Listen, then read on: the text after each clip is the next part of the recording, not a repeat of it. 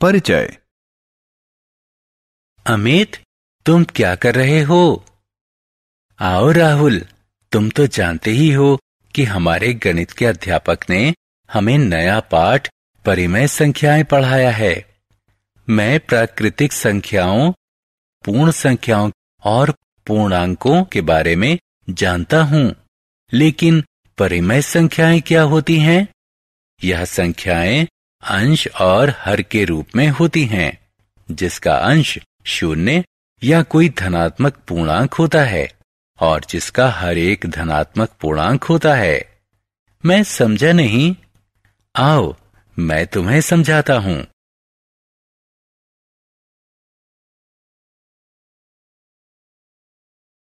उद्देश्य।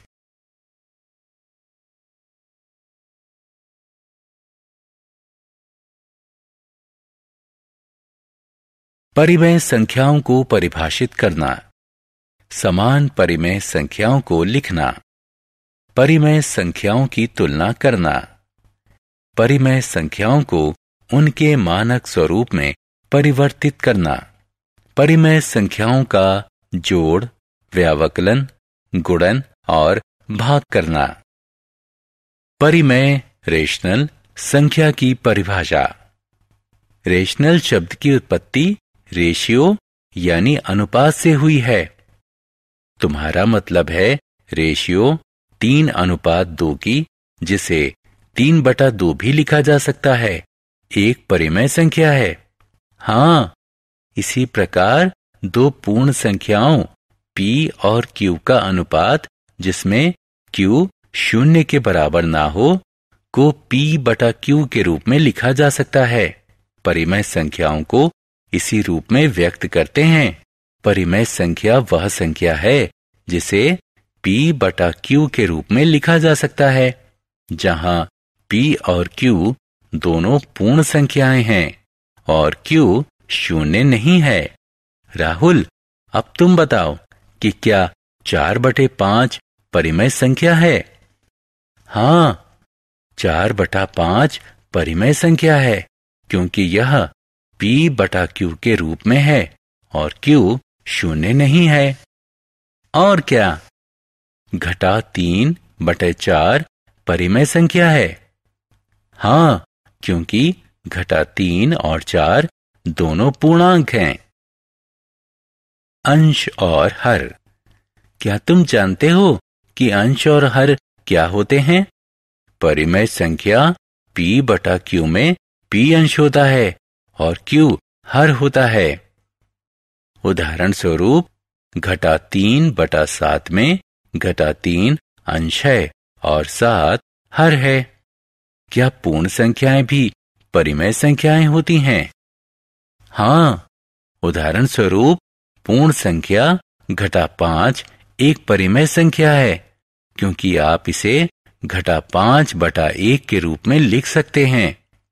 इसी प्रकार पूर्ण संख्या 0 एक परिमेय संख्या है, क्योंकि इसे 0/2 या 0/7 के रूप में लिखा जा सकता है।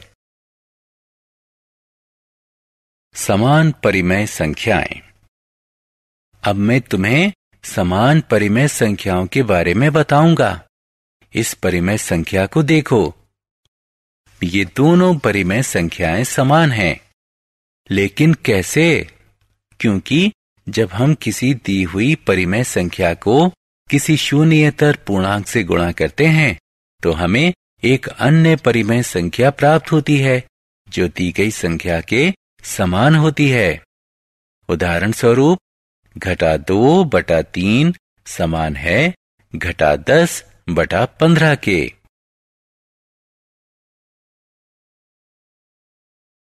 धनात्मक और ऋणात्मक परिमेय संख्याएं। क्या तुम जानते हो कि हम उस परिमेय संख्या को क्या कहते हैं जिसका अंश और हर दोनों धनात्मक हों? इस परिमेय संख्या को धनात्मक परिमेय संख्या कहते हैं। और ऋणात्मक परिमेय संख्याएं क्या होती हैं? जब अंश एक ऋणात्मक पूर्णांक होता है और हर एक धनात्मक पूर्णांक होता है, जैसे 4/7। हम परिमेय संख्या को संख्या रेखा पर किस तरह निरूपित करते हैं? इस संख्या रेखा को देखो। शून्य के दाहिनी तरफ के बिंदुओं को धनात्मक पूर्णांक कहते हैं और शून्य के बाईं तरफ के बिंदुओं को ऋणात्मक पूर्णांक कहते हैं। आओ इस रेखा पर 1/2 का निशान लगाएं। 1/2 शून्य और 1 के बीच स्थित होगा और घटा 1/2 शून्य और घटा 1 के बीच स्थित होगा।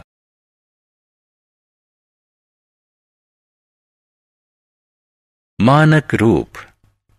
इस कथन को पढ़ो। किसी परिमेय संख्या के उस रूप को मानक कहते हैं जिसमें इसके अंश और हर दोनों धनात्मक पूर्ण संख्याएं हों और अंश एवं हर में एक के अतिरिक्त कोई अन्य समान गुणनखंड ना हो।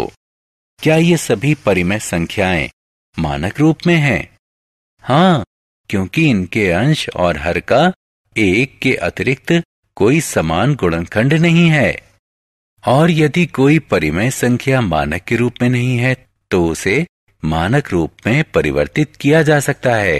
उदाहरण स्वरूप 45/30 मानक रूप में नहीं है। हम अंश और हर को उनके महत्तम समापवर्तक से भाग देकर हम इसे मानक रूप में परिवर्तित करेंगे।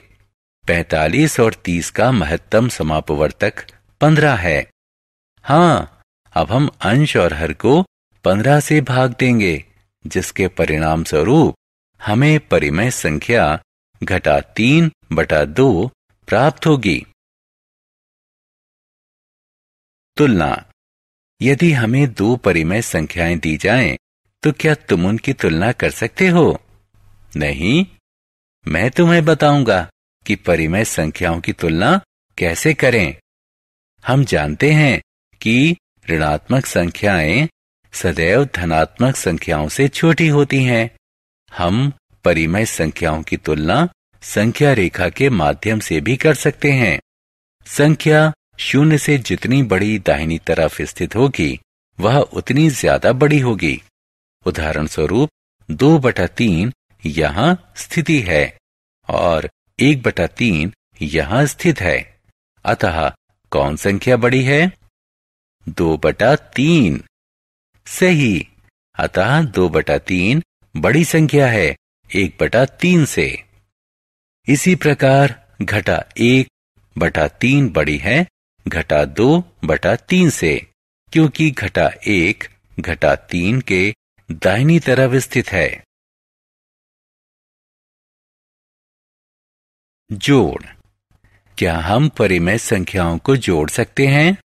हाँ, यदि दो परिमेय संख्याओं के हर समान हैं, तो हम सिर्फ उनके अंश को जोड़ देते हैं। उदाहरण के लिए 11/5 धन 7/5 का योग होगा घटा 11 धन 7/5, जो कि घटा 4/5 के बराबर है। और यदि परिमेय संख्याओं का हर समान ना हो, तब उस स्थिति में हम सबसे पहले हर का लघुत्तम समापवर्ती ज्ञात करते हैं। यहाँ लघुत्तम समापवर्ती 15 है। इसके बाद हम दी गई संख्या के समान एक ऐसी परिमेय संख्या प्राप्त करते हैं जिसका हर इस लघुत्तम समापवर्ती के बराबर हो। यहाँ घटा 7/5 बराबर होगा घटा 21/15 के और घटा 2/3 बराबर होगा घटा 10/15 के। अब इन दोनों परिमेय संख्याओं को जोड़ दें। व्यवकलन।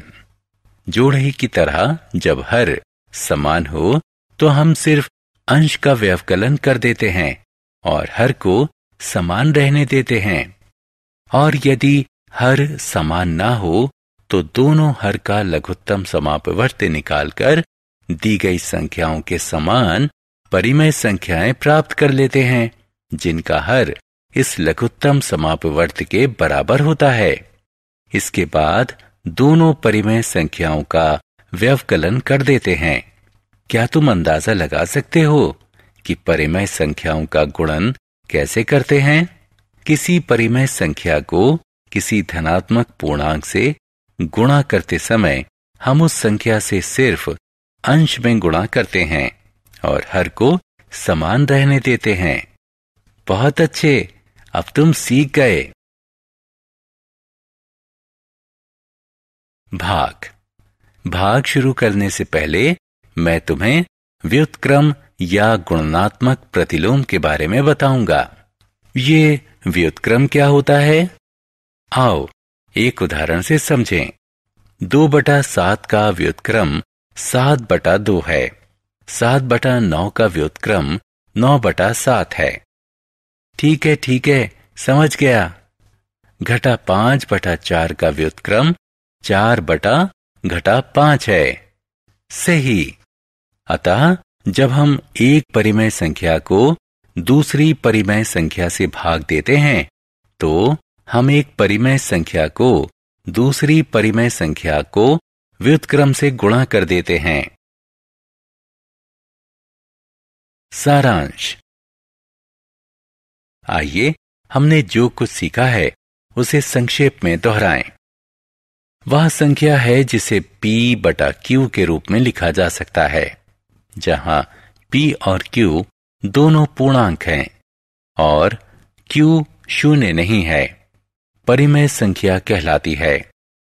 यदि किसी दी गई परिमेय संख्या के अंश और हर को किसी शून्येतर पूर्णांक से गुणा या भाग करते हैं तो हमें एक अन्य परिमेय संख्या प्राप्त होती है जो दी गई संख्या के समान होती है। जब अंश और हर दोनों धनात्मक पूर्ण संख्या हों तो यह धनात्मक परिमेय संख्या होती है। जब अंश या हर ऋणात्मक पूर्ण संख्या होती हैं तो यह ऋणात्मक परिमेय संख्या होती है। किसी परिमेय संख्या के उस रूप को मानक कहते हैं जिसमें इसके अंश और हर दोनों धनात्मक पूर्ण संख्याएं हों और अंश एवं हर में एक के अतिरिक्त कोई अन्य समान गुणनखंड न हो। यदि दो परिमेय संख्याओं का हर समान हो तो उनके योग के लिए उनके हर को समान रखते हुए सिर्फ अंश को जोड़कर जोड़ा जा सकता है। दो परिमेय संख्याएं जिनका हर भिन्न हो उन्हें जोड़ने के लिए पहले उन दोनों के हर का लघुत्तम समापवर्ती निकालते हैं और फिर दोनों परिमेय संख्याओं को उनके समान परिमेय संख्या में परिवर्तित करते हैं जिसका हर उस लघुत्तम समापवर्त के बराबर हो।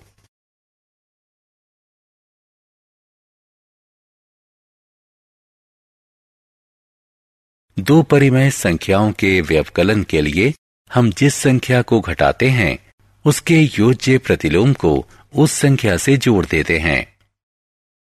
दो परिमेय संख्याओं का गुणा करने के लिए हम उनके अंश और हर का अलग अलग गुणा कर देते हैं और उनके गुणनफल को क्रमशः अंश और हर के स्थान पर लिख देते हैं।